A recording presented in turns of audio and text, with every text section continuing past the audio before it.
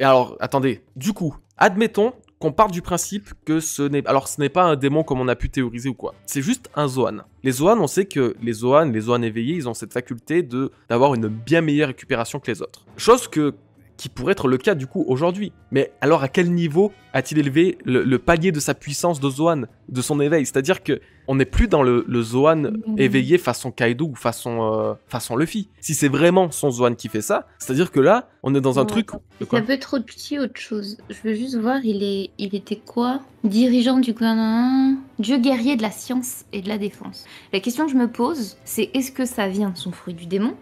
Est-ce que ça vient du fait que ils existent clairement depuis presque 800 ans. Enfin, ils n'ont pas vieilli en tout cas depuis les 200 ans qu'on les voit. D'accord? Donc on ne sait pas si réellement ils sont immortels ou si ils ont un truc spécial. Donc ça peut être aussi ça. Il y a un autre truc, c'est est-ce que c'est pas spécifique à Saturne, mais non pas de par simplement son fruit du démon ou par autre chose, mais parce que il est considéré comme dieu guerrier de la science et de la défense. Ah, de la défense en mode lui, il y a genre rien qui peut pénétrer sa défense. Est-ce qu'il n'a pas créé quelque chose qui fait que il a une régénération beaucoup plus rapide? Ouais, genre il s'est cybernétisé. C'est pas le bon terme, hein, mais vous voyez ce que je veux dire. En gros, il s'est transformé limite en truc où il a modifié sa biologie, je sais pas comment dire, Je te dis ça surtout par rapport à ce qu'on a regardé tout à l'heure sur Bleach. Contre, je sais pas si je peux spoil. Attention, je vais parler de Bleach. Ouais. Mais en clair, t'as vu où... Attends, j'arrive jamais à dire son nom. Uohana. Unohana. Voilà, tu t'en souviens? Ouais. Elle avait cette capacité de pouvoir se régénérer. Tu t'en souviens? Je me demande si c'est pas le même principe qu'à Sainte G. Garcia Saturne. Ouais, ok, ouais. C'est pour ça que je sais pas d'où ça vient. Est-ce que ça vient son fruit du démon parce que il a un queer comme serait le taureau ou tu vois? Non mais là le truc on c'est voit bien en fait le truc c'est genre c'est je sais pas, c'est limite, en fait, c'est un CTRL Z qui vient de faire là. Genre, il a enlevé le truc et le sang. Moi, je pense que vraiment le sang a disparu, mais je pense qu'il s'est absorbé, tu vois. Genre, c'est comme s'il était rentré dans son corps. Je sais pas si tu vois ce que je veux dire. En mode, une marche arrière. Oui, en mode comme si son sang pouvait avoir ouais, mais comme s'il pouvait avoir limite le contrôle sur son sang, tu vois. Peut-être parce que justement, si on part sur des trucs un peu démologiques et tout, bon, c'est pas le bon terme non plus. Je vais vous dire que des termes aléatoires ce soir, vous allez devoir les comprendre, je suis désolé. Ouais, tu sais, genre peut-être, imaginons que si c'est vraiment un truc de démon, qu'il y a des invocations et tout, est-ce qu'il n'y a pas un truc genre une invocation avec du sang? Est-ce que du coup c'est pas que genre il est littéralement invincible mais il a juste un point faible et c'est ce genre de point faible qu'il faut exploiter et c'est tout, tu vois? Au-delà du acquis de l'armement, etc. Il y a peut-être juste un point faible et il y a qu'un certain truc, une certaine catégorie de ou une certaine forme d'attaque qui peut, tu vois, le vaincre. Et du coup, peut-être là, ça fait partie de ces trucs qui le rendent insensible. Merci Didouman pour ton sub. Merci mon ref. Avec ton Prime en plus, n'oubliez pas, hein, si vous avez Amazon Prime et que vous l'avez lié à Twitch, vous pouvez vous abonner gratuitement. À toutes les chaînes d'ailleurs. Bon, quoi qu'il en soit, ouais, moi je sais pas si c'est... je sais pas. Opération de Jouvence. Non, mais alors, Opération de Jouvence... Alors, on sait que moi, probablement, du coup. Déjà, voilà. Déjà, alors, moi, je suis plutôt d'accord avec l'idée de l'opération de Jouvence.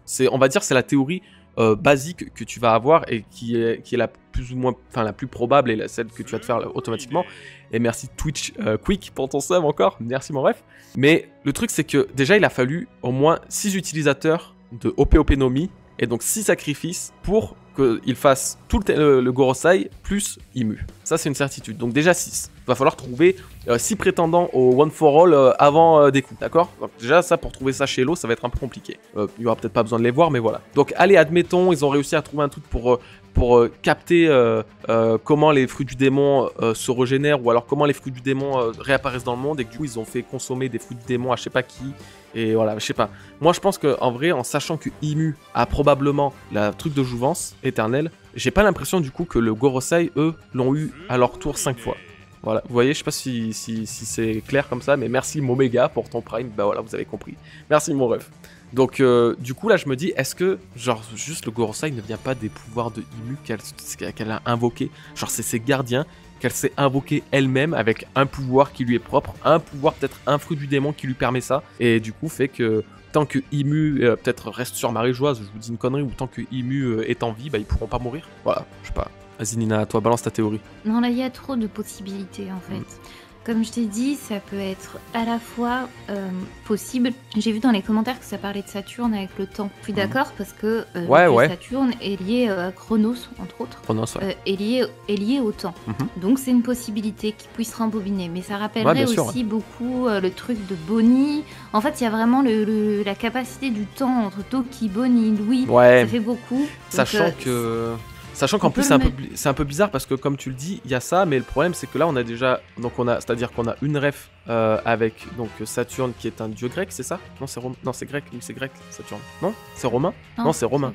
Ok, donc on a une ref avec un dieu romain. Ensuite là, du coup, on a un fruit du démon qui est un yokai japonais. Non, c'est grec. Non, c'est romain. Oui, c'est romain. Non, c'est romain. C'est Chronos. C'est Chronos qui est grec, c'est l'origine. Mais attention, il y a 2 Chronos avec un H ou sans H. C'est pas les mêmes. C'est avec un H le machin. Mais oui. Dieu du temps. Oui. Donc du coup, est-ce que je sais pas. Donc c'est pour ça que je te dis, il y a cette partie qu'on peut avec un lien à la temporalité. Il y a son truc de fruit du démon, forcément. De pouvoir embobiner éventuellement. Voilà, après il y a le fruit du démon. Après il y a le fait qu'il est désigné comme le truc de la science, de la défense et de la science, qui est important, puisque la science peut faire en sorte que tu puisses justement te régénérer. Un peu comme je t'ai expliqué avec le truc de Bleach, ou Anna, je vais y arriver.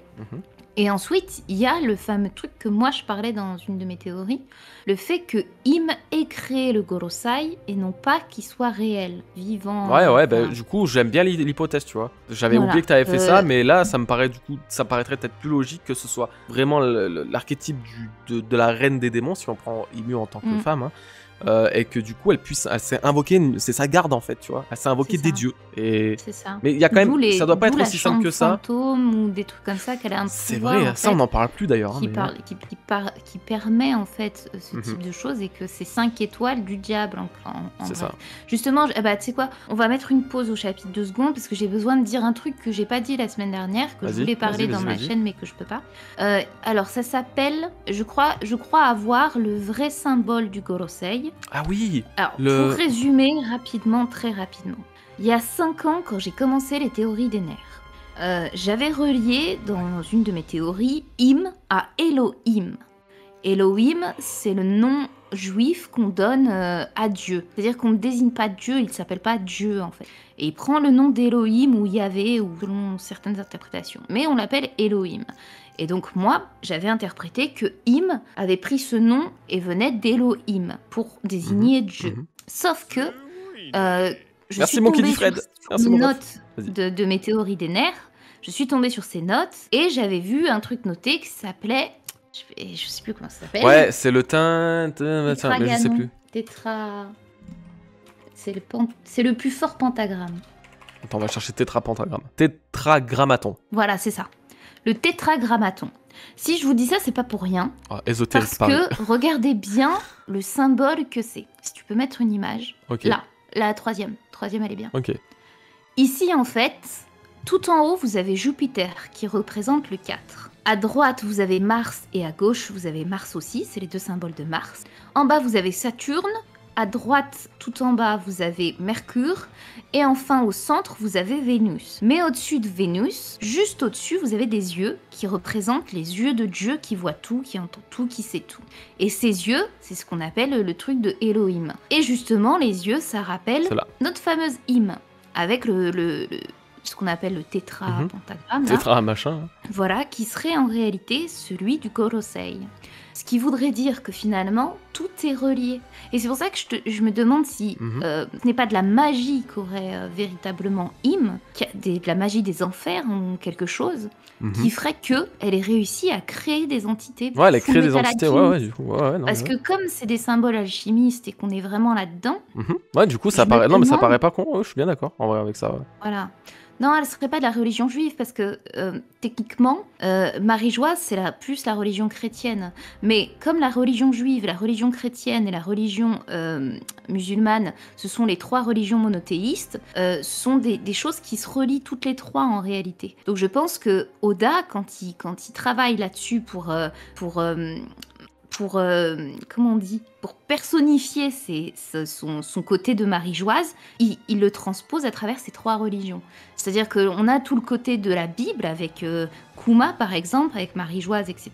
Mais de l'autre côté, le fameux Elohim, serait du côté juif. Donc voilà, et je trouvais ce symbole, le tétragrammaton, si je dis pas tétragrammaton, ouais, c'est ça, serait le véritable symbole du Gorosei. Et en plus, normalement, ça se voit, il y a exactement la même chose, il y a le Graal aussi dedans. Et c'est pas dessus que t'avais vu, genre, c'est pas ce même symbole qui était relié aux 5 planètes qui sont celles du Gorosei, justement? Oui, c'est totalement ça. Bah, les 5 que j'ai cités, là, Mars, Vénus, Saturne et les Astra Planeta, ouais. Ok, bon bah voilà. Donc, voilà, c'est très intéressant. Et c'est pour ça que je me demande si finalement, est-ce qu'on a un vrai Saturne comme on pourrait l'imaginer, ou si finalement Im n'a pas réussi à créer ces entités-là par la force de la magie noire ou la force de quelque chose, tu vois. C'est ça, ouais. Vu qu'on est dans l'alchimie, c'est tout à fait probable. Enfin, tout à fait possible, du moins. Et j'avais un autre truc à dire, mais je sais plus c'est quoi. Oui, j'avais vu quelqu'un qui me demandait est-ce que c'est pas une illusion de Saturne qui serait en réalité encore sur le navire? C'est possible.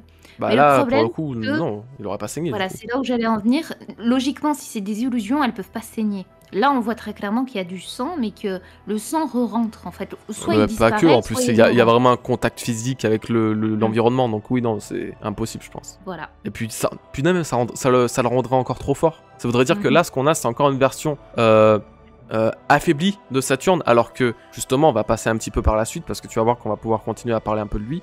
Machin, bon, écoute, on va continuer, tu vas voir, on va continuer de lire, mais en fait, on va voir qu'il a encore des pouvoirs et des trucs de fou, donc ça prouve bien que c'est pas aussi simplement que, genre, une illusion ou quoi que ce soit. Alors, on passe à la suite. Luffy au chapeau de paille, Jewel Riboni. Certes, votre participation à cette bataille était pour le moins inattendue, mais je serais curieux de voir comment vous comptez vous évader de cette île de désespoir maintenant qu'elle est encerclée par la marine. Je déteste ces phrases. Je le dis. Oui, bah parce oui. Que c'est évident qu'ils vont réussir. Le teaser du. Mais oui. Oh là là, mais comment allez-vous réussir à survivre après ça?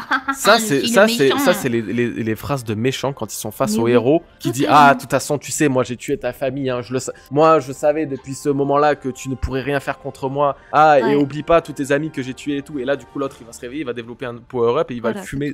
C'est terrible. Tout compris. Je déteste ces phrases de méchants.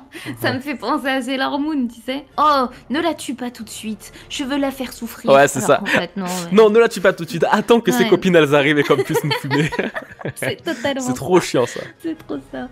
Ouais, après il fait juste le méchant un peu banal. Après, je me dis, alors moi j'aime me dire, et c'est un peu comme ça que je l'ai pris, mais je pense pas que ce soit le cas, mais j'ai l'impression que le fait qu'il soit Zoan, tu sais, qu'il soit dans sa forme éveillée, ça lui a changé un petit peu sa mentalité. Et c'est pas con ce que je te dis parce que on avait déjà appris ça dans un Road to Laftel, et même en général, c'est dit que les Zoan éveillés, dans leur forme éveillée, en fait, l'animal de leur fruit du démon reprend le dessus. Voilà, ils perdent en gros leur semblant de conscience qu'ils ont, de machin. Enfin, tu vois, il y a un ascendant qui est pris, du coup, c'est pas forcément la même personne. C'est pour ça que Luffy, quand il est en Nika, en Gear 5, eh ben, il rigole autant. C'est pour ça qu'il est beaucoup plus comme il est en Gear 5 qu'en normal, quoi. Donc, moi, je me dis peut-être que là, du coup, il est dans un mode un peu plus sanguinaire, un peu plus, tu vois, genre, il aime jouer un peu comme un insecte, il aime jouer avec ses proies, ses victimes qui vient de choper, et du coup, voilà. Je sais pas si c'est vraiment la bonne traduction, mais c'est un peu ce que j'aime me dire. Vegapunk, ta trahison me déçoit, cependant je te remercie pour les nombreux services que tu as rendus à nos forces armées. Sur ce qui va mourir en premier, dites-moi dans quel ordre ce sera le plus douloureux. Je veux que vous périssiez en regrettant de vous être opposé au gouvernement mondial. Tu vois, on a encore un peu cette notion de... Il est beaucoup plus vicieux qu'il ne l'est de base, tu vois.